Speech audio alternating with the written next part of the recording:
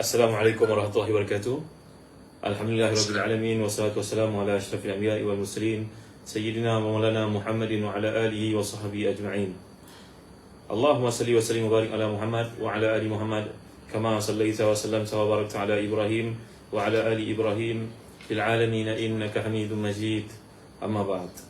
Alhamdulillah tuan-tuan dan puan yang dimuliakan Allah sekalian, alhamdulillah syukur kepada Allah SWT kerana kita diberi peluang pada malam ni untuk merenungi satu perkara yang penting yang berkaitan dengan kewajipan kita terhadap Allah SWT, iaitulah apa yang dimaksudkan sebagai kewajipan kita beristighfar ataupun taubat. Jadi kalau kita perhatikan apakah maksud istighfar yang sebenarnya, selalu orang cakap istighfar, selalu sebut taubat. Apa maksud yang sebenarnya tuan-tuan? Hafiz yang dimuliakan Allah sekalian, juga sahabat dari Inggeris, Ana buka program kita pada malam ni dalam Facebook juga ya. Jadi kalau ada sahabat daripada Facebook seperti Khadijah, Kartini Aziz, semua yang hadir pada malam ni, moga Allah beri pada kita peluang untuk memahami dan menjalankan tanggungjawab kita sebagai seorang hamba kepada Allah SWT. Sebenarnya kalau kita lihat perkataan istighfar ni datang dari perkataan ghafara. Ya, bahasa Arab ini kalau datang wazannya istighfara, maknanya istafa'ala. Setiap kali bertambahnya huruf dalam wazan ataupun acuan kata bahasa Arab, dia membawa makna yang baru. Kalau ghafara ni maknanya tutup, kalau istighfara maknanya meminta supaya ditutupkan. Itu sebab nama-nama Allah ni lebih daripada 99 sebenarnya. Antara selain daripada 99 itu adalah Al-Hanan, Al-Manan, As-Sittir, maknanya yang menutup kelemahan, keaiban hamba-hambanya. Kalau bulan puasa datang versi doa daripada Nabi kita SAW, Allahumma innaka afuun karim tuhibbul afwa fa'fu anni. Kerana rahmat Allah yang melimpah ruah dalam bulan Ramadan itu, maka kita minta kepada Allah supaya ditutup, dibuang, diluputkan semua, dilupuskan segala kesalahan kita. Berbanding dengan astagfirullah, maknanya Allah tutuplah bagiku segala keaiban yang pernah aku lakukan.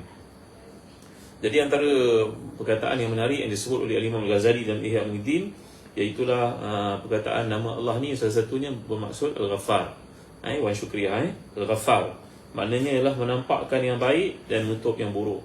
Kata Umar bin Abdul Aziz, kalaulah Allah SWT membuka aib kita tuan-tuan, tentulah tak ada siapa pun nak mendekati kita ya. Kerana keaiban itu kalaulah diterbitkan dengan bau yang busuk, maka Allah SWT saja yang tahu siapalah yang akan dekat dengan kita. Barangkali isteri kita, suami kita pun tak sanggup nak mendekati kita. Tapi kerana sifat Allah ni As-Sittir, Ghaffar, Sattar, Allah SWT menutup segala keaiban, kekurangan yang ada dalam diri kita. Kalau kata Imam Ar-Raghib Al-Asfahani pula, ghufru itu maknanya satu yang dapat menjaga dari kotoran. Kalau orang Arab sebut yaghfir thawbaka fid du'a, maknanya kenakan pakaian kamu dalam berdoa. Maknanya dalam konteks ghafara ni mana tutup, salah satu maksud yang dikehendaki, tutup, luput, hilangkan ya. Jadi tuan-tuan, mengapakah kita diwajibkan bertaubat? Itu soalannya. Jawapannya mudah saja, kerana kita ni adalah hamba yang banyak melakukan dosa. Kita tidak maksum. Kita bukannya para nabi. Maka bila kita bukannya para nabi, kita sentiasa melakukan maksiat kepada Allah SWT. Tuan-tuan tahu tak? Sebenarnya dosa-dosa yang kita lakukan ni, dia mempunyai kategori-kategori dia, seperti kata Imam Al-Ghazali dan Ihya Ulumuddin. Imam Ghazali ni satu kelebihan yang Allah berikan kepada beliau. Ya Allah, kalau kita baca Ihya Ulumuddin, seolah-olah hati-hati kita semuanya telah dibedah siasat oleh Imam Ghazali. Lalu beliau beritahu kepada kita, sebenarnya dosa-dosa yang dilakukan oleh kita ni mempunyai 4 pattern, 4 jenis. Yang pertama namanya dosa yang bersifat mulkiyah ataupun rububiyah. Ini yang pertama. Dosa besar yang kedua yang kita lakukan dalam hidup ini, dia bersifat syaitaniyah, tabiat dia syaitaniyah. Yang ketiga, dosa-dosa yang kita buat ni bersifat sabu'iyah. Sabuk. Shirin Safa sahabat saya di Facebook. Terima kasih tuan-tuan puan-puan yang mulia Allah sekalian. Lagi dosa kita bersifat bahimiyah.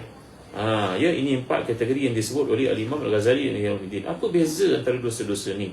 Yang pertama sekali, dosa bersifat mulkiyah ataupun rububiyah. Ini dosa yang mempunyai kaitan dengan sifat-sifat Allah SWT. Ada sifat Allah, kata Imam Ghazali, yang kita tidak berhak untuk meminjamkannya ataupun memiliki sifat-sifat tersebut, kerana ia hanya layak bagi Allah. Macam sifat Allah ni Al-Mannan sebagai contohnya. Mannan ni berarti mengungkit-ungkit. Nak terjemahkan pun dalam bahasa kita mungkin sukar untuk orang faham. Tapi Allah Ta'ala menyebut tentang nikmat-nikmatnya kepada kita, kerana sifat Allah ni adalah pemilik. Allah ni adalah Khaliq, kita makhluk. Maka kita tidak boleh mengungkit segala kebaikan yang kita lakukan dan hukum haram.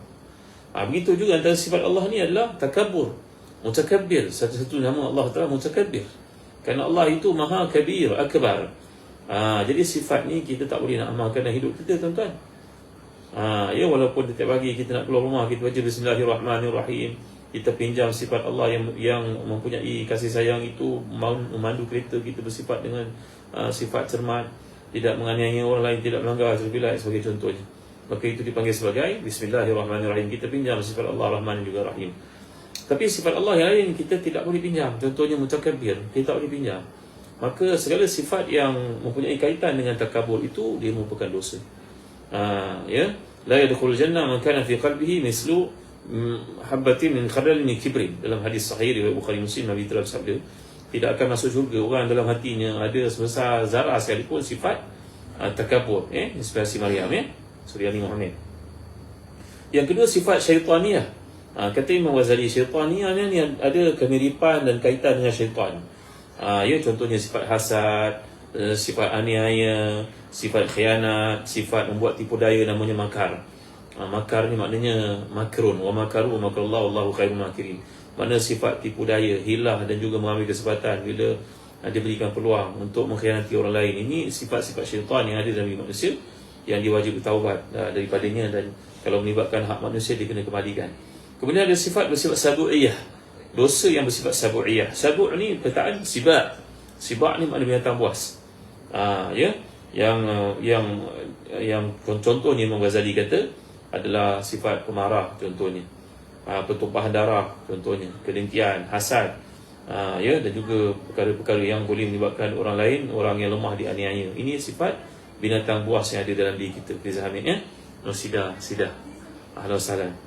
Lagi dosa yang keempat, dia punya tabiat ini kata Imam Ghazali, iaitu bahimiyah. Bahimiyah ni apa, tuan-tuan? Perangai macam binatang. Ya, keinginan untuk memenuhi nafsu seksual, nafsu makan, yang melibatkan contohnya perkara-perkara bersifat zina, homoseks, liwat, persihak, dan sebagainya. Ya, jadi sifat-sifat pencurian, mencuri hak makan harta anak yatim, ini semua masuk dalam sifat-sifat bahimiyah, dosa-dosa yang mempunyai kaitan dengan perangai kebinatangan.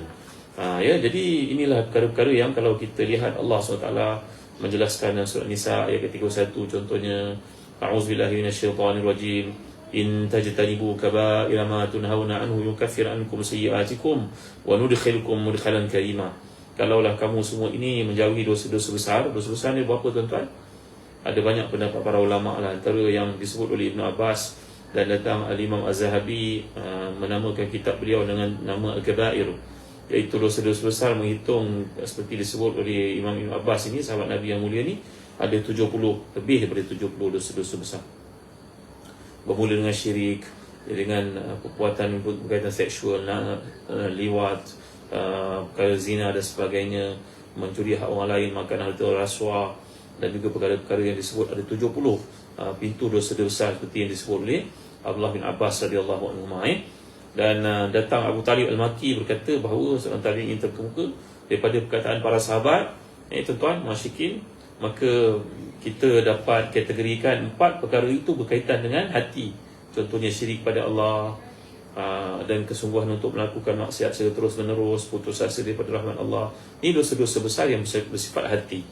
Kemudian merasa aman dari azab Allah SWT. Ya, wala ya'manu makrullahi illal qaumul khasirun.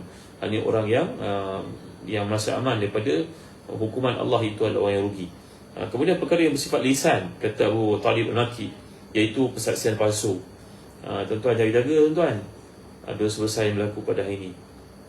Ya, banyak melibatkan contohnya dalam kita mengisi borang untuk anak-anak dapat beasiswa, marah ni lepas SPM, nak masuk universiti, buat penipuan kadang-kadang.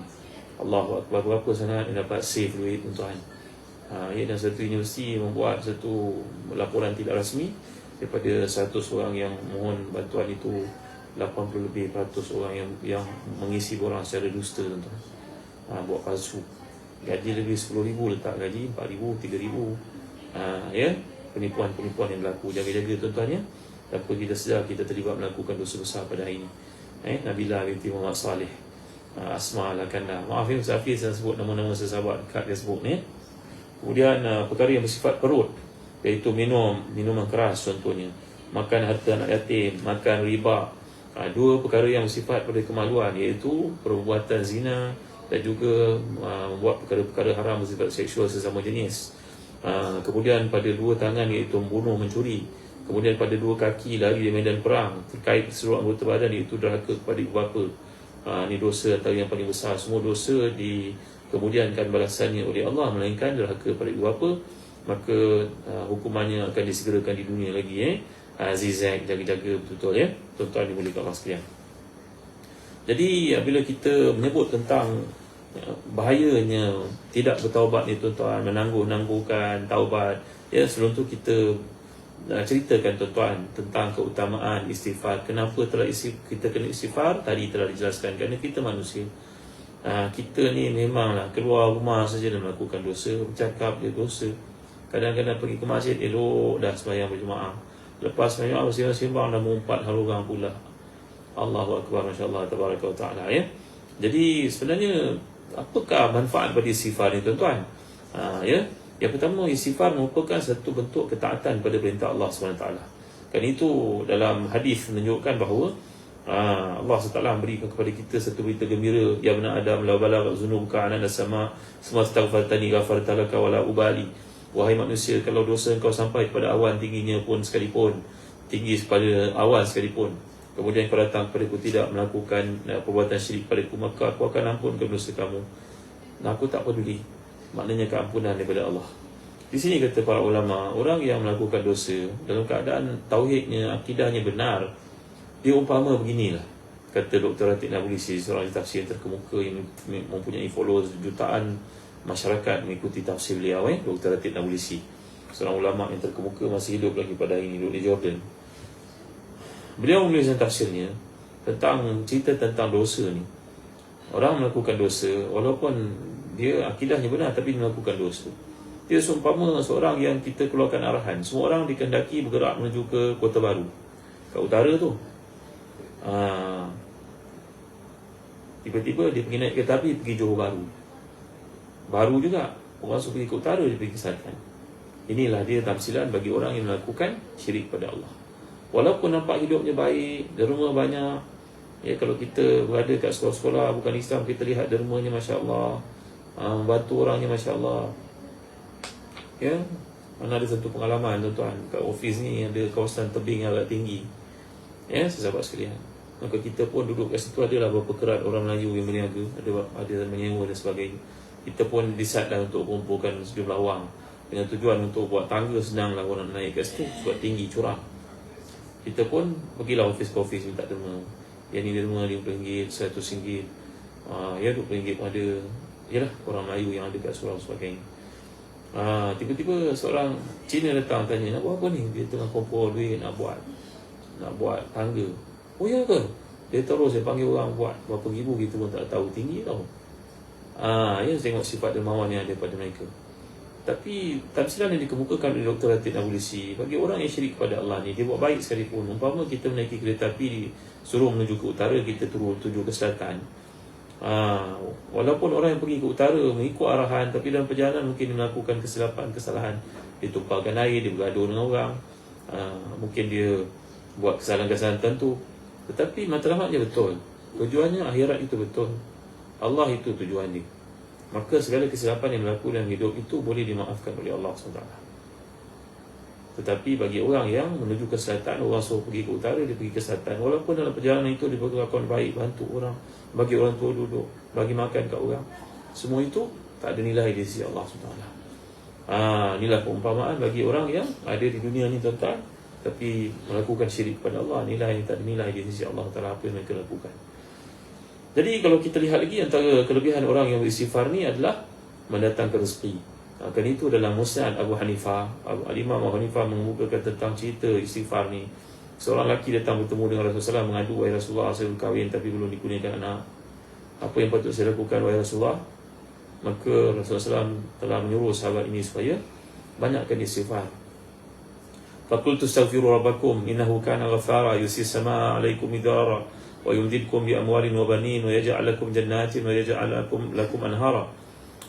Dalam ayat ke-10 hingga 12 surah Nuh ni Allah telah menyatakan, aku menyuruh kamu untuk istighfar kepada kamu, Tuhan kamu, kerana Dia Maha Pengampun.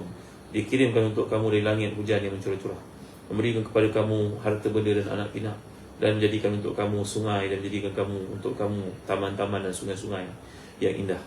Kata Ibn Katsir mengulas perkara ini. Demikian juga Imam Qurtubi, jika kamu mohon kepada Allah, mentaatinya, maka rezeki kalian akan melimpah ruah.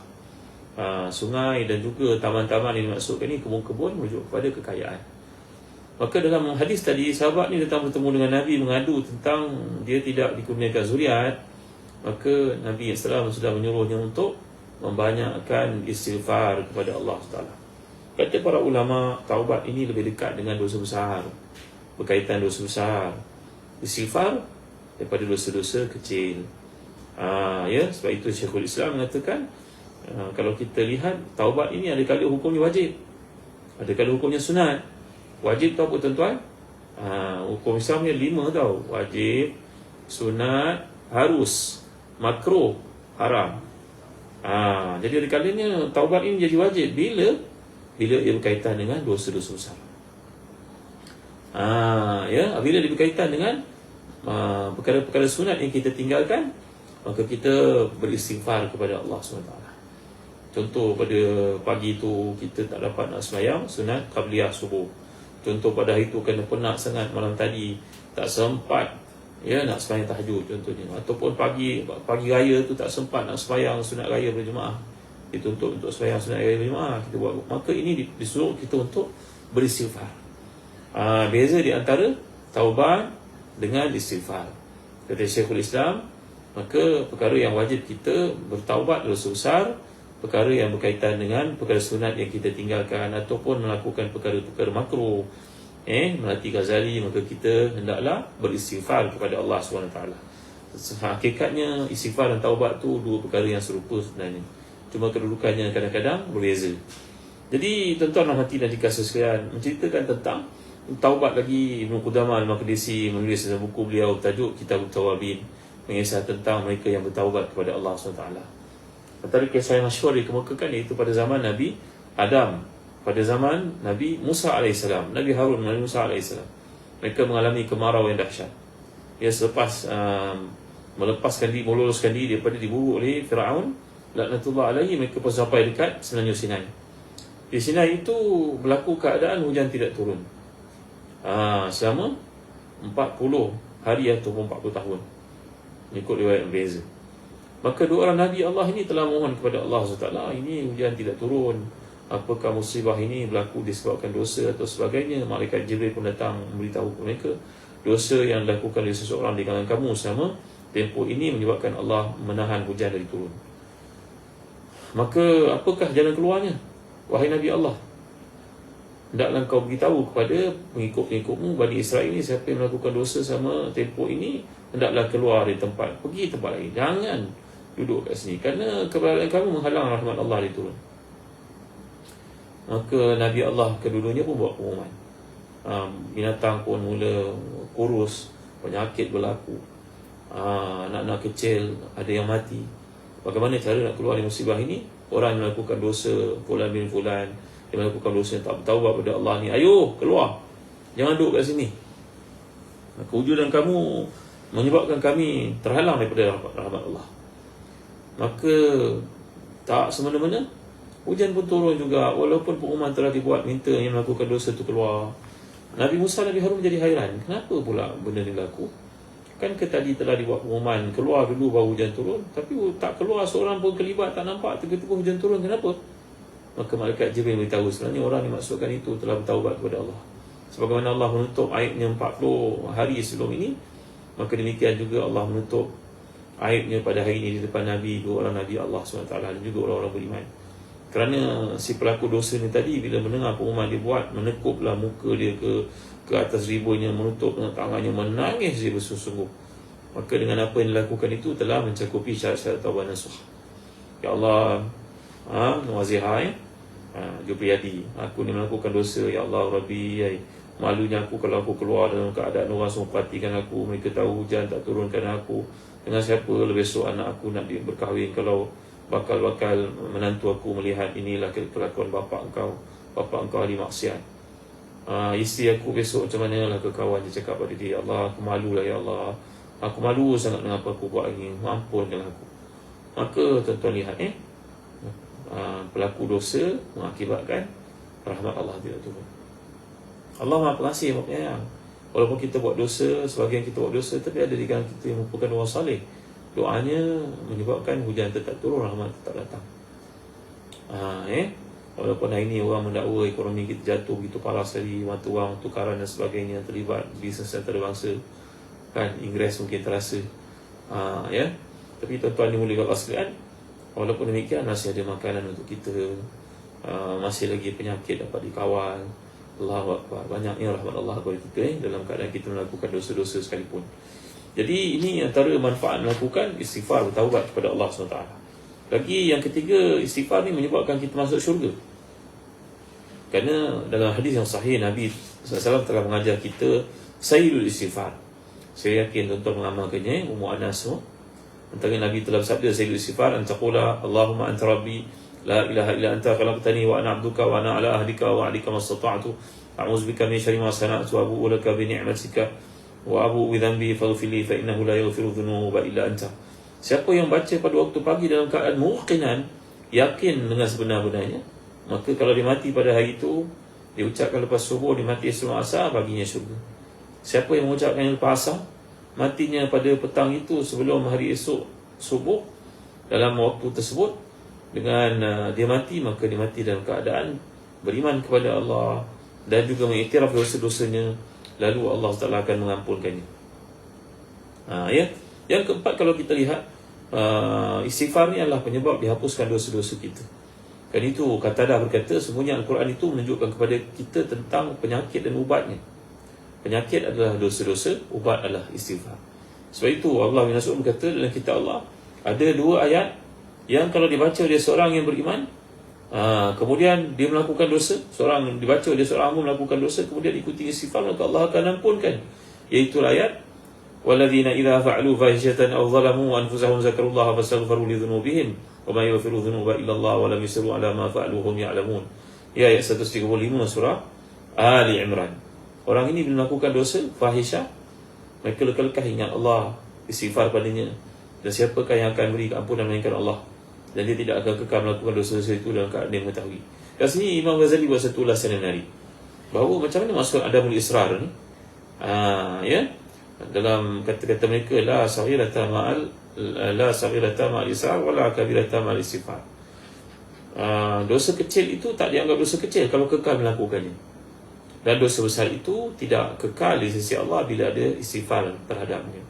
Dengar baik, la israra ma'al la saghira ma'al israr wala kabirata ma'al istighfar.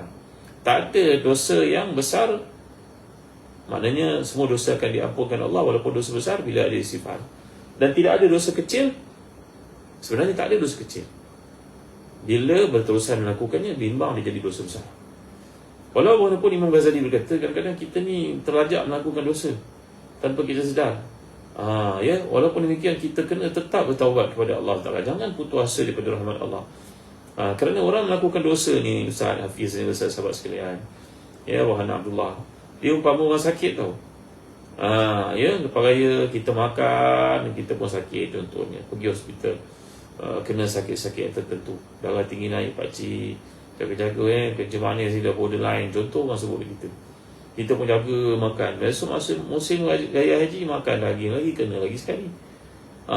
Nampaknya kita ni tak istiqamah dalam menjaga kesihatan. Demikian juga dalam bab dosa. Jangan berhenti untuk bertaubat kepada Allah, tuan-tuan. Ada kisah yang dikemukakan tentang sahabat Nabi, dua orang yang terlibat. Seorang bernama Jandal, seorang lagi bernama seorang sahabat Nabi, saya lupa namanya pun, yang terlibat melakukan dosa, iaitu minum arak. Mereka minum arak. Lalu berita itu telah disampaikan oleh Abu Ubaidah Al-Jarrah kepada Sayyidina Umar yang ada di Madinah. Lalu Sayyidina Umar kata radhiyallahu anhu, menjadi hairan, kenapa mereka minum arak? Takkan mereka tak tahu mereka ni sahabat Nabi? Kerana mereka baca surah Al-Ma'idah itu, bila Allah menyatakan innamal khamru wal maisir wal ansab wal azlam rijsun min amali syaitani fajtanibuh. Kemudian nama yuridu syaitanu yuqi'a bainakum al-adawata wal baghdha'a fil khamri wal maisir fahal antum muntahun. Ayat itu berakhir dengan perkataan fahal antum muntahun. Adakah kamu berhenti? Bila kamu nak berhenti? Maka ayat itu difahami oleh dua orang sahabat Nabi ini sebagai satu pilihan, bukan arahan, di pilihan. Allahu Akbar. Sahabat Nabi yang hidup pada zaman Nabi, mendengar wahyu diturunkan, Quran dibacakan, pun boleh tersilap, tuan-tuan. Ya, Sayyidina Umar bila mendengar confuse yang berlaku itu, maka Sayyidina Umar kumpulkan semua sahabat yang ada di Madinah dan berkata kepada mereka, apa maksud ayat ini? Aku takut aku salah faham. Sayyidina Umar ni merupakan seorang sahabat yang sangat direct dalam kes pengharaman arak ni. Sayyidina Umar antara yang paling prihatin bertanya kepada Nabi tentang ada tak larangan berkaitan dengan arak, sampai diturunkan 3 peringkat kan pengharaman arak ni. Kita belajar dalam hukum usul fiqh sebagai contohnya. Maka Sayyidina Umar memanggil lagi para sahabat, bertanya pada mereka. Yang mulia Dr. Akmal Rohan Abdullah, terima kasih kerana share. Bila tanya kepada mereka, semua mereka mengatakan ayat ini memang menyuruh ditinggalkan, kerana sebelumnya Allah telah menyatakan innamal khamru wal maisir wal ansab wal azlam rijsun min amali syaitan fajtanibu. Jauhi. Bila bersifat menjauhi, maknanya jangan dekat. Contohnya dalam ayat berkaitan zina dalam surah Al-Isra, wala taqrabu zina. Dalam surah An-Nisa, wala taqrabu malal yatim. Jangan dekati. Makna mendekati ini buat benda-benda yang mengelilinginya, yang membawa kita kepada buatan itu sudah disifatkan sebagai haram. Ya, kalau dalam kaitan tentang jauhi zina, maknanya pergaulan bebas haram, melihat perkara-perkara yang lucah itu haram, berkata perkara-perkara yang lucah itu haram, melihat TikTok yang mendedahkan orang-orang haram, semua itu haram, kerana ia membawa kepada zina. Demikian juga dalam kefahaman yang tersilap berlaku ini, iaitu larangan mendekati. Jangan dekati arak. Maka Sayyidina Umar pun mendapat satu ground yang solid untuk mengutuskan surat kepada dua orang sahabat ini, memberitahu kepada mereka bahawa mereka adalah tersilap. Dhirar namanya, dhirar dan juga jandal. Sayyidina Umar menghantar surat kepada Dhirar, dia mengatakan bahawa ayat ini bermaksud haram mendekati arak. Bila haram mendekati arak, minumnya lagi haram. Maka mereka pun tersedar bila semua orang mengingatkan mereka bahawa mereka silap faham pada ayat itu. Fahlan tu muntahun tu bukan berarti pilihan, ia terkait dengan ayat sebelumnya, larangan. Maka kedua mereka pun taubat kepada Allah dengan sebenar-benarnya. Menarik kisah ini untuk kita faham. Bila mereka berhenti daripada minum arak itu, tapi orang di Syria ataupun di Syam pada masa itu masih lagi memperkatakan tentang kesilapan yang berlaku. Ini umat Islam lah. Zaman mereka tak ada viral macam kita. Zaman mereka tak ada viral, cuma berkata-kata. Lalu kedua orang ini, janda terutamanya, menjadi sangat malu di atas kesilapannya. Dia telah pun mengasingkan dirinya, menghukum dirinya, kena depression yang teruk. Ya, maka Sayyidina Umar Khattab radhiyallahu anhu sekali lagi mendapat surat daripada Abu Ubaidah yang ada di Syam, mengadu perihal keadaan mereka yang berlaku ni, dan orang Islam keliling yang menceritakan kesilapan itu diteruskan, disembang-sembangkan di sana sini. Sayyidina Umar hantar surat kepada penduduk Syam dengan berkata, la takunu aunan li syaitani ala akhik. Maksudnya jangan kamu ni semua menjadi pembantu pada syaitan untuk menghancurkan masa depan saudara-saudara kamu. Mereka telah taubat, sudah, stop. Tak mau cerita-cerita lagi. Ya, tuan-tuan yang mulia Allah sekalian, ini juga peringatan buat kita semua lah. Kerana dalam hidup ni kadang-kadang ada orang tersilap dengan kita. Ya, kebaikannya banyak, kesilapannya itu berlaku seolah bila diungkitkan macam tak ada kebaikan langsung. Ini yang bahaya ya. Jadi zaman fitnah, ketika semua orang boleh memviralkan di ujung jari je, kita boleh forward. Orang kat Amerika, kat mana Afrika pun tahu segala yang kita sembangkan itu. Maka jaga-jaga tuan-tuan dimuliakan Allah sekalian. Baik. Lagi kalau kita lihat tuan-tuan yang rahmati dan dikasihi sekalian, kelebihan orang beristighfar yang kelima, dapat mencegah daripada hukuman Allah Subhanahu wa taala. Kan itu Allah menyatakan surah Al-Anfal ayat 33, A'udzubillahi minasyaitonirrajim. Wa ma kana Allahu liyu'adzibahum wa anta fihim wa ma kana Allahu mu'adzibahum wa hum yastaghfirun. Allah tidak akan mengazab sesuatu kaum itu yang Nabi ada bersama dengan mereka. Sekarang Nabi dah tak ada bersama kita tuan-tuan. Ya, Nabi ada bersama dengan penduduk di Madinah, tak ada bersama kita. Maka ada bahagian kedua ayat ini yang beri teguran kepada kita, dan Allah tidak akan mengazab kamu bila kamu sentiasa beristighfar. Mereka sentiasa beristighfar. Kata Musa al-Asy'ari, kami mempunyai dua pengaman daripada Allah. Yang pertama telah pun tiada, iaitu Rasulullah telah wafat, tetapi masih ada lagi yang kedua, peluang selamat daripada hukuman Allah, iaitu dengan sentiasa beristighfar kepada Allah SWT. Tuan, kisah ni saya dengar ketika berada di Madinah satu masa dahulu. Moga ambil pelajaran ya. Seorang budak dari Saudi, daripada keluarga yang kaya, adik-adiknya semua perempuan, dia seorang je lelaki. Bismillahirrahmanirrahim.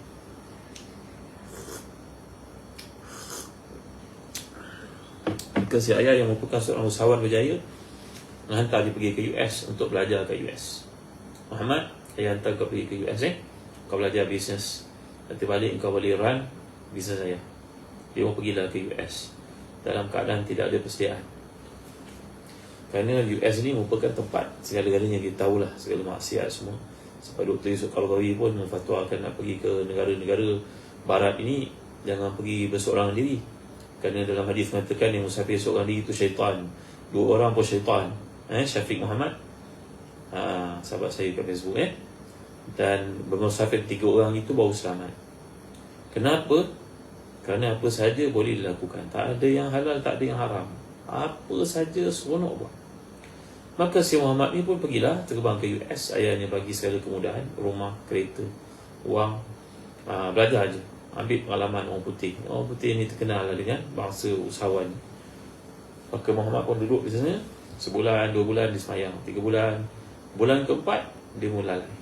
Bulan kelima kawan-kawan ajak pergi kelab malam. Bulan keenam dah mula ajak perempuan pulang ke rumah, duduk seorang diri. Maka berkenalan Muhammad dengan seorang budak perempuan yang telah menggodanya. Maka Muhammad pun akhirnya rapat dengan budak perempuan itu dan duduklah seumpama suami isteri. Allahu Akbar. Maka budak perempuan ini rupa-rupanya seorang Kristian dari Lebanon. Ramai orang Lebanon pindah ke US dapatkan kerakyatan Maka budak perempuan dia berkata pada Muhammad, aku tak suka nama kau Muhammad, tukarlah jadi Edward. Muhammad pun dipanggil dengan panggilan baru. Maka Muhammad pun hiduplah dengan berpoya-poyanya, kemudahan. Ayah ibunya beri telefon, dia berbohong. Walaupun demikian, ibunya punya doa ni memang power lah tuan-tuan. Kita ni jangan pernah berdoa lah untuk anak-anak tau. Kerana Allah menyebut tentang ibu bapa yang berjaya di sisi Allah ni, yang sentiasa ingat pada anak-anak ni. Dalam surah Al-Ahqaf ayat ke-15. Wa balagha 40 sanatan qala rabbi awzi'ni an ashkura ni'mataka allati an'amta 'alayya wa 'ala walidayya wa an a'mala salihan tardah wa aslih li fi dhurriyyati inni tubtu ilayka wa inni minal muslimin. Ulaika alladhina taqabbalu anhum ahsana ma 'amilu wa natajawazu an sayyi'atihim bi ashabil jannati wa 'ala sirki alladhi kanu yu'adun.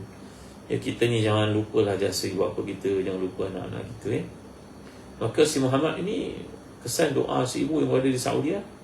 Maka satu hari rasa bersalah yang masa Muhammad bangun malam tu semayang lah, selepas sekian waktu dia tak semayang. Semayang, maka budak perempuan yang tidur di rumahnya itu, Kristian itu, tersedar melihat Muhammad semayang. Dia pun tinggalkan Muhammad pada malam itu. Muhammad rasa tenang, lapang hatinya dengan semayang. Lama dia tak semayang. Allahu Akbar. Ini kesan doa ibu. Beberapa waktu kemudian Muhammad pun kehilangan girlfriend itu. Tiba-tiba dia dapat panggilan daripada keluarga budak perempuan itu, mengatakan budak perempuan itu aksiden mati. Ini cerita betul daripada Saudi. Maka budak perempuan itu mati dalam aksiden tersebut. Allahu Akbar. Masya Allah, Tabaraka wa ta'ala. Maka keluarga budak perempuan itu pun cari nombor telefon yang dihubungi olehnya, antaranya Muhammad. Kerap duduk bersama, ada gambar sebagainya. Keluarga perempuan ni pun minta untuk jumpa dengan Muhammad. Keluarga Kristian ni lah, US ni. Muhammad heran, keberatan, tapi jumpa juga akhirnya. Keluarga ni pun berkata, sejauh mana serius hubungan kau, wahai Muhammad? Jawapannya, tak ada apa, kawan biasa. Cuba cerita Muhammad betul. Tak, Muhammad berbohong. Tak ada apa, dia kata, biasa, hubungan biasa. Akhirnya keluarga ni kata, kalau engkau serius sangat dengan budak perempuan, keluarga kami akan beritahu engkau sebenarnya dia bunuh diri. Dia bawa kereta, laju bunuh diri. Postmortem menunjukkan sebenarnya bukan dia mati, dia bunuh diri dari aksiden tu. kerana dia disahkan mengalami HIV, AIDS, budak perempuan. Allahu Akbar, insyaAllah, tabaraka wa ta'ala.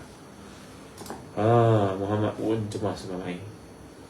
Kata nasihat kawan-kawannya, dia pun pergi dapatkan medical check up di sebuah klinik, hospital di US itu, dan menantilah hari-hari jawapan diberikan doktor. Ya, ibarat orang kata mandi tak basah, makan tak kenyang, tidur tak lena, tuan-tuan. Ketakutan yang amat sangat menyelimuti. Kerana hidup mati tau, jangan main. Allahu Akbar, tuan-tuan. Takut, tuan-tuan. Ujian hari ni, Allah Rabbi. Muhammad tunggu. Akhirnya dapat panggilan daripada klinik. Beberapa hari kemudian, saya datang klinik. Muhammad takut. Terasa macam berkeping-keping, bulan, bintang, matahari jatuh atas kepala. Takut amat sangat. Muhammad pergi ke klinik. Tunggu itu, doktor panggil masuk ke dalam. Result kamu Muhammad, IC, pasport, in number semua betul ya? Betul. Doktor cepatlah cakap benda ni. Akhirnya doktor mengesahkan, Muhammad, kamu tak ada apa-apa sakit Muhammad. HIV semua, ujian test semua negatif.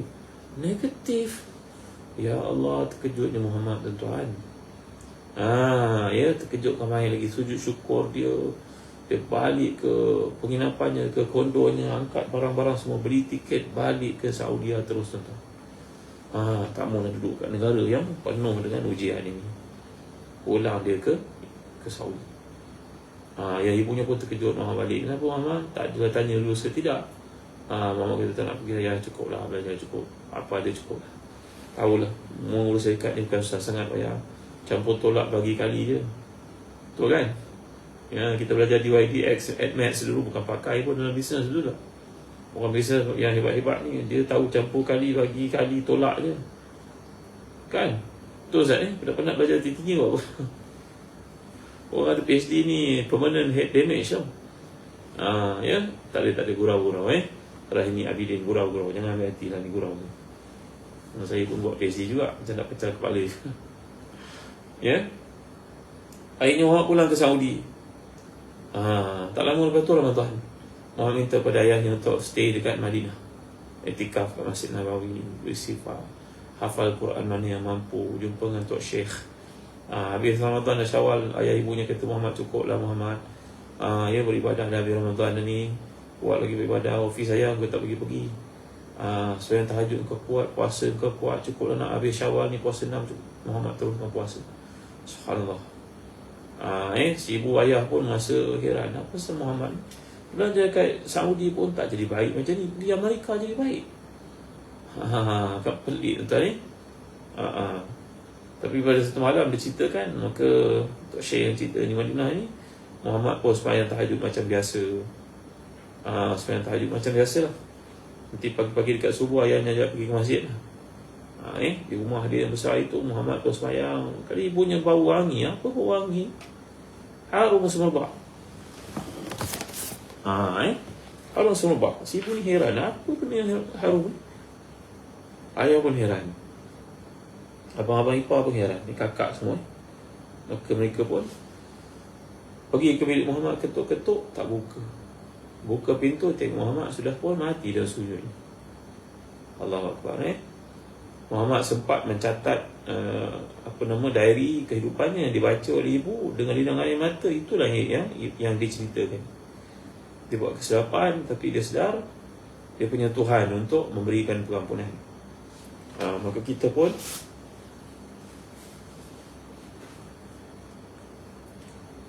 buat kesilapan. Baik. Maka bila buat kesilapan ni, kita kena sedar ada peluang untuk bertaubat kepada Allah SWT. Ya.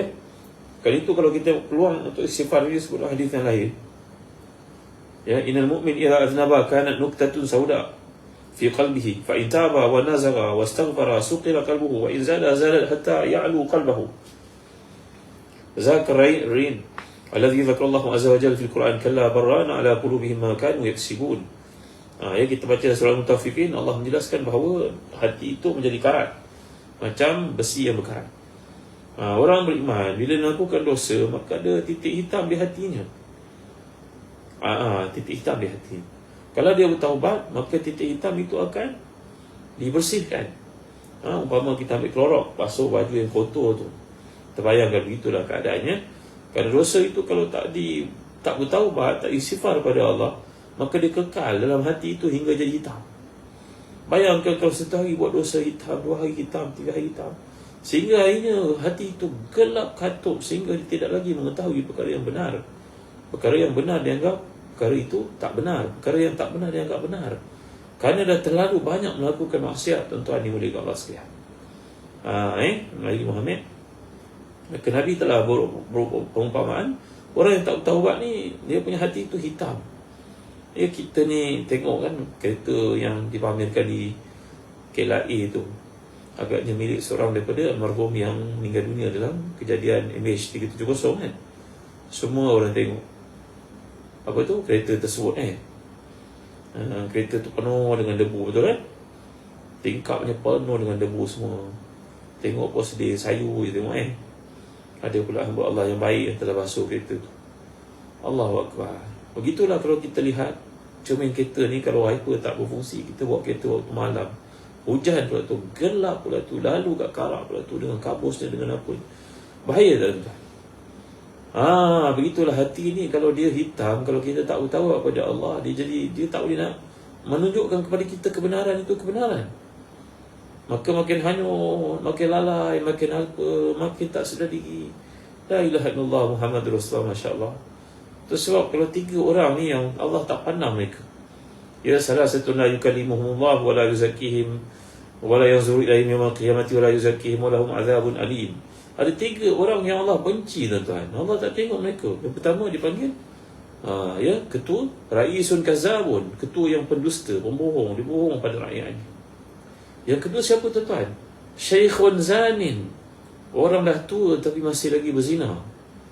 La ilaha illallah Muhammadur Rasulullah. Dah tua tapi masih lagi berzina.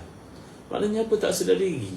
Allah kirim macam-macam petunjuk. Rambut dah putih, uban, kulit pun dah kendur, mata pun dah kabur, tapi masih tak sedar diri, masih lagi terlibat dengan perkara-perkara haram.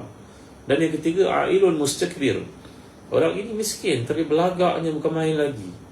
Patutnya miskin itu bersifat tawaduk, kan? Kalau orang kaya bersifat takabur, itu satu hal lah, pasal dia kaya, dia belagak lah, menunjuk. Yang peliknya orang miskin pun menunjuk juga. La ilaha illallah Rasulullah Fridai Haya Allah Nuliah Sanusi. Zaman fitnah pada hari ini, semua orang nak menunjuk tentang kejayaan mereka, ya. Tak salah pun nak tunjuk, tapi kalau dah melampau over sangat, tuan-tuan, sampai semua orang kata begitu, tak patutlah, tuan-tuan, ya. Baik. Yang terakhir saya sebut kepada tuan-tuan, orang yang bertaubat ini, dalam kata-kata Ibn Abbas radhiyallahu anhu, orang yang bertaubat dengan dosa ini, Allah beri padanya kesihatan. Ingat tahu wasiat ni, ingat baik-baik. Melakukan ketaatan ni Allah beri 5 manfaat. Allah beri wajah bercahaya, hati menjadi lapang, rezeki menjadi luas, tubuh badan menjadi sihat, dan orang cinta kepada kita. Tapi melakukan dosa ini mengakibatkan 5 musibah dalam hidup, 5 bala, 5 kesusahan. Yang pertama, wajah menjadi gelap. Yang kedua, hati menjadi sempit. Ada je benda tak kena, tuan-tuan. Beradik bergaduh, dengan jiran bergaduh, rakan sejawat bergaduh, dengan pasangan pun bergaduh, anak-anak pun tak suka kat kita. Allah Akbar. Apa masalah sebenarnya kat sini? Yang ketiga, rezeki sempit, susah nak dapat rezeki. Yang keempat, tubuh badan menjadi sakit. Kerana Allah beri kepada kita tubuh badan ni ibarat komputer yang kita pergi installkan software-software yang haram. Faham tak? Komputer kita ni, kita pergi install pada dia benda-benda yang dipanggil apa? Pirate. Dulu dipanggil sebagai software-software yang tidak dibenarkan. Rosaklah dia. Maka demikian juga hati kita, anggota badan kita Allah beri untuk melihat benda-benda yang baik, tapi kita gunakan untuk bermaksiat. Rosaklah dia, tuan-tuan. Ya. Maka itulah tafsiran yang boleh kita gambarkan. Jadi yang terakhir saya nak sebut kepada tuan-tuan, itu sebab antara perkara-perkara yang menyebabkan rezeki bertambah adalah istighfar kepada Allah SWT, keberkatan. Kerana dalam hadis Nabi telah bersabda, man lazimal istighfar ja'alallahu li kulli hammin farajan wa li kulli dhiqin makhrajan wa yarzuquhu min haitsu la yahtasib. Siapa yang banyak istighfar, maka Allah akan berikan kepadanya semua kesusahan ada jalan keluar, semua kesempitan ada keluasan, Dan Allah bagi padanya rezeki dia sumber yang tak disangka-sangka. Allahu Akbar, Masya Allah, Tabaraka wa Ta'ala, ya. Jadi banyaklah contoh cerita yang dikemukakan. Ada cerita-cerita ni saya pun tak pasti, tapi diceritakanlah oleh pendakwa di Mesir. Sebagai contohnya Amru Khalid, seorang pendakwa terkemuka di Mesir, bercerita tau. Dulu Imam Ahmad, beliau ni pergi ke Khurasan jauh. Zaman dulu orang kenal nama guru, tapi orang tak kenal rupanya. Tak ada lukisan, tak ada poster, ya. Mereka pun tak digalakkan melukis muka orang dan sebagainya.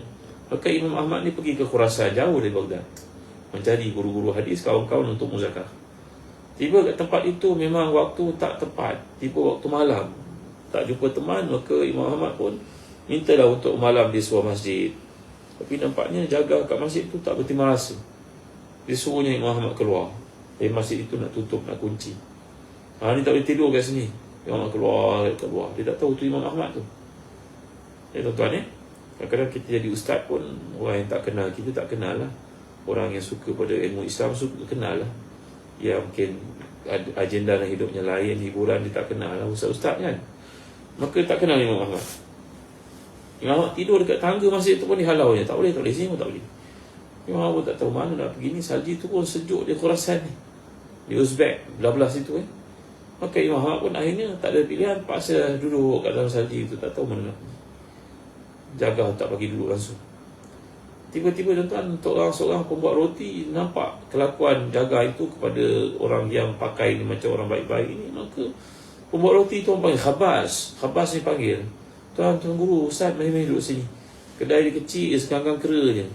Dia buat roti. Pada malam itu dia buat roti, panaskan roti, masak roti. Khabas, bakery ni. Maka Khabas ni, setiap kali dia buat roti, dia ucap Astagfirullah, Astagfirullah. Tak berhenti-henti mulutnya. Astagfirullah, Astagfirullah, Astagfirullah. Imam Ahmad pun heran tengok, Masya Allah, orang ni kuatnya istighfar. Tanya pada orang ni, Fulan, kau ni tak berhenti-henti istighfar, apa kau dapat nak istighfar? Orang tak kenal itu Imam Ahmad. Dia kata, wahai tuan, ustaz, nampak pakaian ni, tahulah ustaz, dia suka pada benda-benda yang baik ni. Saya ni, semua benda dalam hidup saya minta pada Allah. Allah bagi kesan istighfar saya, tuan. Semua Allah bagi. Melainkan satu je Allah belum bagi. Imam Ahmad pun rasa hairan pada kata-kata itu. Imam Ahmad tanya, apa yang satu tu yang kau belum dapat? Allahu Akbar. Jawapan pembuat roti tu, ada satu benda yang saya minta pada Allah, Allah belum bagi. Tahu tak benda tu? Jamalia Jaafar tahu tak? Sapis? Ya? Orang mana? Allahu Akbar, Allah Akbar. Jawapan pembuat roti ni, semua benda saya minta dalam hidup saya Allah bagi. Semua saya. Satu je lagi belum. Ya Ustaz? Betul jawapan Ustaz. Satu je belum, iaitu satu je saya minta pada Allah, Allah belum bagi.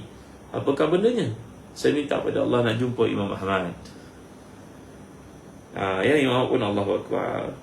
Akulah Ahmad yang Allah hantar kepadamu pada waktu malam yang sejuk ni. Ini cerita je tuan-tuan. Cerita bukan hadis pun, tapi cerita. Saya minta pada Allah untuk jumpa Imam Ahmad. Ini yang Allah bagi. Jawapan Ahmad, akulah Ahmad. Aku ini Ahmad yang Allah hantar kepada kau pada malam ini, jumpa dengan kau kerana kesan istighfar kau. Maka ada banyaklah tuan-tuan cerita-cerita tentang istighfar ni, luar biasa. Contohnya diceritakan oleh Syekh Hasan bin Ahmad Hammam dalam buku beliau Istighfar, Kaifiyatuhu wa Fadluhu, menceritakan bahawa seorang lelaki yang selalu ada masalah dengan isterinya. Maka satu malam itu dia bergaduh dengan isterinya pun keluar daripada rumah, lari ke rumah ibu ayahnya. Lelaki ni tak ada apa nak buat, melainkan istighfar, kerana Nabi telah menjanjikan oleh istighfar yang Allah selamatkan dia dari kesusahan. Malam itu dia istighfar, tak berhenti-henti, tak tahan, malu dengan apa yang berlaku. Nanti apa orang kata, kehidupannya, anak-anaknya, macam mana dia nak hadapi. Dia pun pergi siang subuh, keesokan hari balik siang subuh, isterinya sudah pulang. Bahawa Allah Ta'ala telah mengubat hati isinya kesan daripada istighfar. Kerana kita ni tuan-tuan, senang je. Ibn Abi Dunya kata, kalau kita ni, Ibn Qayyim al-Jauziyah, begitu juga Ibn Jauzi dan tafsirnya mengatakan, kalau kau ni dapati ada anjing menyusahkan kau di satu jalan tempat kau nak lalu, umpamanya nak pergi masjid, kau nak pergi kerja, ke ada anjing, jangan kamu pergi lawan anjing itu. Kamu cari siapa tuan anjing itu. Betul kan? Cari tuan anjing itu, kata pada dia, kau ni anjing kau tak ikat dah, nanti dia menyusahkan aku, nanti aku buat senapang tembak nanti, contoh. Maka tuan anjing itu akan ambil anjing dia. Maka demikian juga kita nak hidup pada ini, kita selalu terlupa masalah yang kita lalui ini. Tuan kepada masalah itu adalah Allah sebenarnya. Ada minta pada Allah. Nak minta pada Allah ni kena minta keampunan dulu. Jangan dosa-dosa menjadi hijab penghalang kita untuk doa-doa kita dimakbulkan.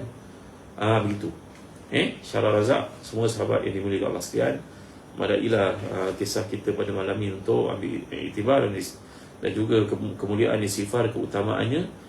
Ya, itu sebab antara amalan Nabi kita SAW, baginda beristighfar sekurang-kurangnya 70 kali sehari, hadis sahih 100 kali riwayat Muslim. Kata para ulama, kalau Nabi itu beristighfar 100 kali, 70 kali, kita ni lagi banyak dosa sekurang-kurangnya 1000 kali seharian. Ya, Syekhul Islam berkata, sekali aku mengalami masalah, aku akan istighfar pada Allah 1000 kali. Aku berdoa kepada Allah, Allahumma mu'allima Ibrahim ma'allimni, wa ya mufahimah Sulaiman fahimni. Maka Allah beri pada aku jalan keluar daripada masalah-masalah yang aku lalui. Jadi tuan-tuan, ya, mudah-mudahan Allah beri pada kita keselamatan, Allah beri pada kita kenikmatan menjadi hamba-Nya. Rajinlah istighfar padanya, mintalah keampunan padanya selalu. Ya, kerana istighfar ni akan mengampunkan dosa-dosa kita. Ya, dan dosa-dosa itu yang menjadi penghalang kepada rahmat Allah turun sebenarnya. Wallahu a'lam bishawab. Barakallahu fikum. Terima kasih semua yang hadir pada malam yang mulia ni. Amir Ilham, sahabat dari Inggeris, Nuliza, semoga apa yang dapat dimanfaatkan pada malam ni. Jangan lupa ya, amalkan Sayyidul Sifar tadi lepas subuh, lepas asar. Yang belum hafal, tolong hafal. Allahumma anta rabbi la ilaha illa anta khalaqtani, itu kan. Ya, kerana siapa yang baca ni yakin mati di antara dua waktu itu, baginya keampunan dan juga bagi syurga Allah SWT. Mudahnya nak masuk syurga, ruginya kalau tak mengamalkannya. Nani Menun, Sa'adah Ustaz, terima kasih semua. Jumpa lagi pada waktu lain. Sallallahu ala sayyidina Muhammad wa ala alihi wa sahbihi wasallam. Walhamdulillahi rabbil alamin. Wa barakallahu fikum. Wassalamualaikum warahmatullahi wabarakatuh. Waalaikumsalam warahmatullahi wabarakatuh. Jazakallahu khairan katsiran kepada Dr. Hasan Muhammad yang jazakallahu ta'ala dan semoga saya dan berkongsian berkenaan kewajiban istighfar dan setiap orang yang beriman kepada Allah Subhanahu wa taala. Terima kasih banyak kepada kita, kepada semua rakan-rakan yang hadir. Saya minta izin untuk bacakan beberapa soalan. Betul? Silakan. Yang pertama ditanya tentang apakah lafaz istighfar yang dilafazkan oleh Rasulullah SAW selain daripada sudut istighfar yang panjang yang tinggi dan sebagainya. Ya. Antara istighfar yang Nabi kita SAW amalkan dalam hadis yang mempunyai banyak variasinya. Ya, contohnya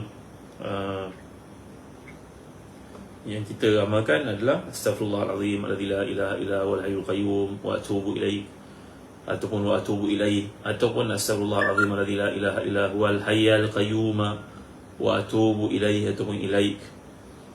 Ya, jadi ini adalah Al-Hayyul Qayyum ataupun Al-Hayyul Qayyumah, kedua-duanya betul seperti disebut oleh Imam An-Nawawi dalam kitabnya Riyadhus Salihin.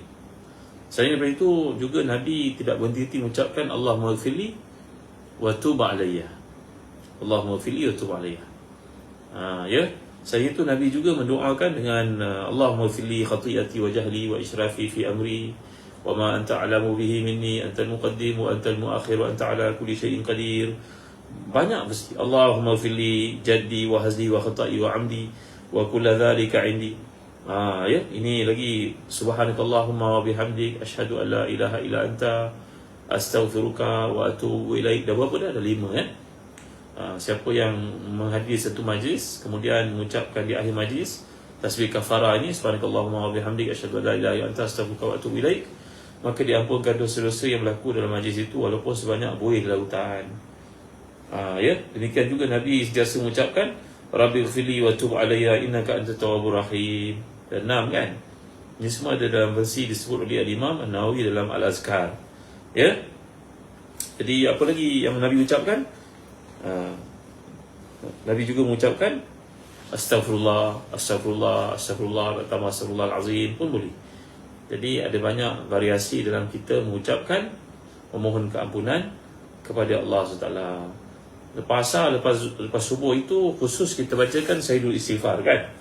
Allahumma anta rabbi la ilaha illa anta khalaqtani wa ana abdu wa ana ala ahdi wa wa'dika mastata'at a'udzubika min syarri ma sana'tu abu'u laka bi ni'matika alayya wa abu'u bi dhanbi faghfir li fa innahu la yaghfiru dhunuba illa anta. Ini contohnya Jadi ada 7 versi yang boleh kita amalkan. Amalkanlah yang mana mudah dan lancar bagi kita. Semua maksudnya sama. Kalau lepas majlis, pengkhususannya lebih kepada subhanakallahumma wa bihamdik asyhadu an la ilaha illa anta astaghfiruka wa atubu ilaik. Kata Al-Imam Muhammad Ali As-Sabuni dan tafsirnya, Safatul Tafasir itu, para sahabat turut menambah membaca surah Wal-Asr di hujung majlis bagi mengingatkan kepada mereka tentang komitmen terhadap masa, punctuality dan sebagainya. Ini adalah versi-versi dalam istighfar kepada Allah SWT. Allahu a'lam. Jazakallahu khairan kathiran. Soalan seterusnya Datuk, sekiranya saya dipaksakan ataupun diminta untuk meminta maaf kepada seseorang yang saya tidak melakukan kesalahan apapun, bahkan saya dituduh melakukan kesalahan tersebut dan kemudian dipaksakan untuk meminta maaf, saya berdosa sekiranya saya enggan untuk meminta maaf.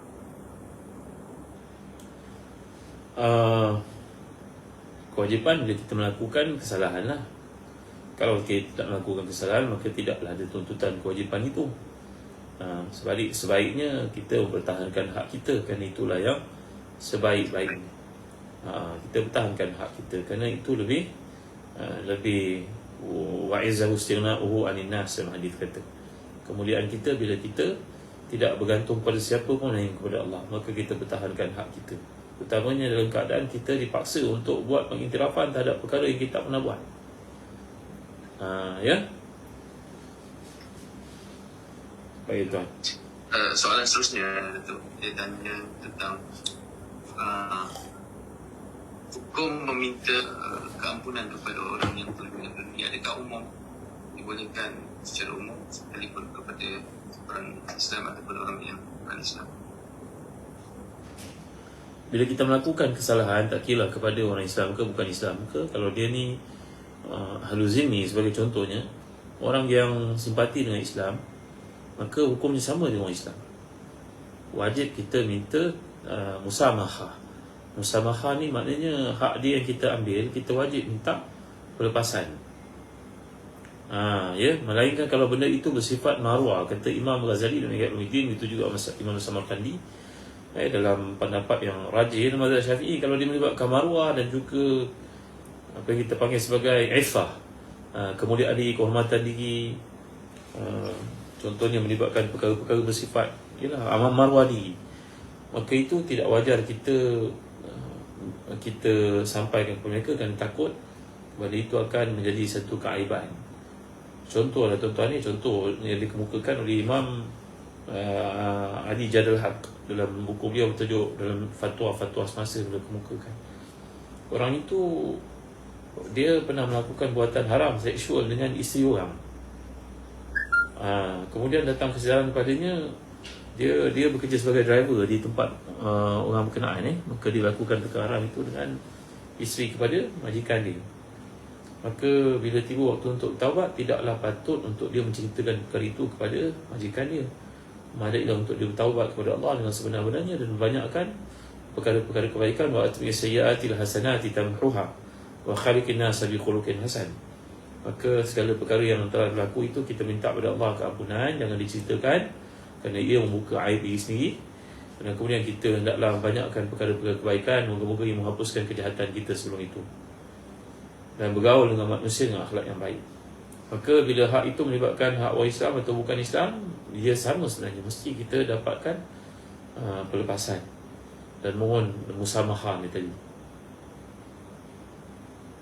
Allahu khairan. Datuk, soalan seterusnya, manakah lebih afdal seseorang yang melakukan hukuman yang sewajarnya dikenakan had hudud, adakah dia melaporkan kepada pihak berwajib untuk melaksanakan hukuman hudud, ataupun dia menyembunyikan dosa tersebut dan kemudian bertaubat kepada Allah SWT? Dalam mazhab Syafi'i ada dua pendapat.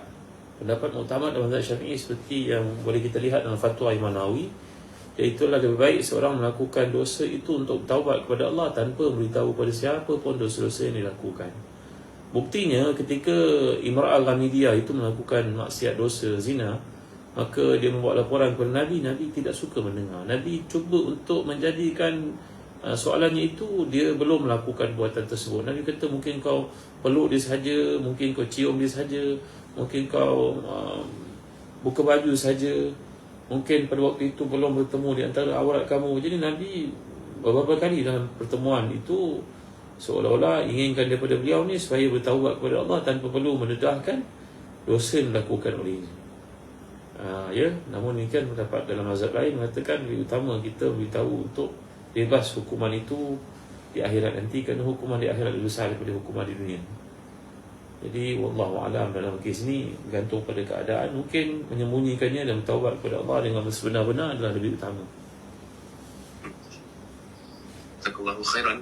Soalan terakhir tu daripada saudara Rasul ditanya, kalau saya sudah menghalalkan orang yang hutang dengan saya, perlukah saya memberitahu dia dan minta maaf dengan saya? Perlukah saya bagi tahu dia dan minta maaf dengan saya? Baik, bila kita dalam usul fiqih menunjukkan kalau kita memberi kemaafan pada orang hutang pada kita, kita musabahah, kita lepaskan, maka dapatlah satu pahala. Tapi kalau every time kita drag, kita kata tak apa, biar kita memang nak halalkan, tapi kita sengaja cakap pada dia, tak apalah, tangguh dululah, sehari penangguhan tu ada pahala. Maka itu sebagian daripada para ulama mengatakan bila kita menangguhkan musamahah itu, iaitu pelepasan dan juga menghalalkan itu, pelupusan itu lebih baik daripada kita menghalalkan terus. Itu perkara pertama. Yang kedua, berkaitan dengan kes ini, bila kita nak menghalalkan seorang, dia mungkin masuk dalam bab idkhalul busyra fi qulubil mu'min, iaitu kita memberitahu kepada dia berita gembira yang menyeronokkan dia. Dia satu daripada perkara keimanan kepada Allah Taala, iaitu masukkan berita gembira kepada orang beriman. Ketika sahabat yang namanya Hilal bin Umayyah, Ka'b bin Malik, Mararah, yang mereka ni bertiga melakukan kesilapan dalam peristiwa Tabuk, kita tahu kan, maka Ka'b bin Malik ni datang surat daripada Kristian untuk minta dia join Kristian, meninggalkan Islam. Kisah yang masyhur dalam hadis kan. Kemudian bila datang ayat wa'ala salasatil ladzina khulifu hatta idza dhaqat 'alaihimul ardu bima rahabat summa dhaqat alaihim anfusuhum wa dhannu an la malja'a minallahi illa ilaihi, bagaimana Allah mengampunkan mereka. Lalu Talha bin Ubaidah datang memberi berita gembira kepadanya. Lalu disebut oleh para ulama, ini satu bab daripada kebaikan yang kita ni dalam hidup. Kalau kita nak bagi kebaikan kepada orang, itu satu tanda keimanan kepada Allah lah. Kita beri kepada orang kegembiraan, keseronokan, kita halalkan bagi dia. Benda ni adalah perkara yang baik. Tengok keadaan macam mana. Baik, alhamdulillah, jazakallahu khairan kepada Al-Fadhil Dr. Hasan Muhammad hafizahullah taala atas perkataan yang disampaikan bersama kita tadi. Mudah-mudahan Allah Taala mempunyai ilmu yang berkah, harta yang luas, dan juga masa yang penuh keberkatan kepada Al-Fadhil bersama kita dan kepada semua yang menjadi musyrik kita pada malam ini. InsyaAllah kita tutup Ustaz dengan doa, bacaan doa ringkas yang mendatang. Alhamdulillahirabbil alamin, wassalatu wassalamu ala asyrafil anbiya'i wal mursalin sayyidina Muhammadin wa ala alihi washabbihi ajma'in. Allahumma ighfir lana dhunubana wa liwalidina warhamhum kama rabbana saghira wa lil ashabil huquq alaina minal muslimina wal muslimat wal mu'minina wal mu'minat rahmatika ya arhamar rahimin. Allahumma ahsin 'aqibatana fil umuri kulliha wa ajirna min khizyi dunya wa azabil akhirah. Rabbana la tuzigh qulubana ba'da idh hadaytana wa hab lana min ladunka rahmatan innaka antal wahhab. Rabbana hab lana min azwajina wa dhurriyyatina qurrata a'yun waj'alna lil muttaqina imama. Rabbana atina fid dunya hasanah wa fil akhirati hasanah wa qina adzaban nar. Wa sallallahu ala sayyidina Muhammadin wa ala alihi wa sahbihi wa sallam. Alhamdulillah. Saya Datuk Terima kasih semua. InsyaAllah jumpa lagi. Assalamualaikum warahmatullahi wabarakatuh.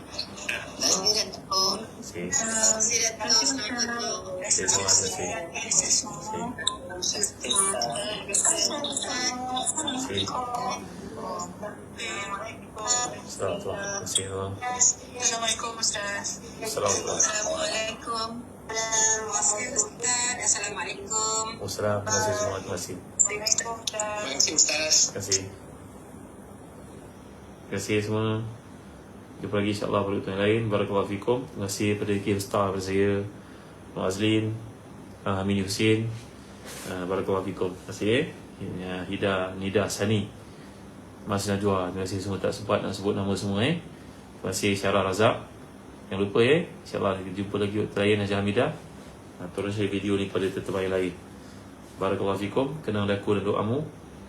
Razia Muhammad, Rahimi Abidin. Terima kasih semua. Assalamualaikum warahmatullahi wabarakatuh. Jana. Terima kasih.